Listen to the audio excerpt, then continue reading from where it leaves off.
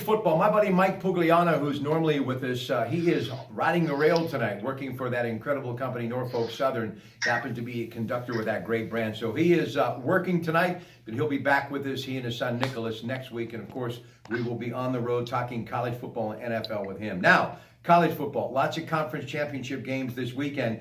Pitt at number 2, Clemson at 8 o'clock, Bank of America Stadium. Trevor Lawrence leading the way for the Tigers at quarterback. That is, of course, the ACC championship. Number 1, Alabama and Georgia, SEC championship. That is going to be on KDK Radio at 3 in the afternoon from Mercedes-Benz Stadium. And number 6, Oklahoma taking on number 14, Texas at noon, AT&T Stadium. Memphis and number 9, UCF at 3:30 at Spectrum Stadium. And number 25, Iowa State taking on Drake at noon, Jack Trice Stadium. And number 17, Utah against number 16, Washington, 8 o'clock at Levi Stadium out on the West Coast. So, Ted, some thoughts about some of those conference championship games?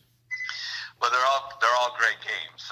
This thing's going to come right down to the wire. But I got to say one thing about our friend Urban Meyer from Ohio State. And having a son that went to Michigan, I'm not a naturally bred Ohio State fan, but that team played one of the best football games I've ever seen last Saturday against Michigan. So you got to look at this Final Four or the playoffs are going to be really a dogfight, and I would not take Ohio State out of the mix at all. But you got these conference champions, obviously Alabama. The number 1 seed in the country probably will be forever. But it's going to be great. I mean, what great football.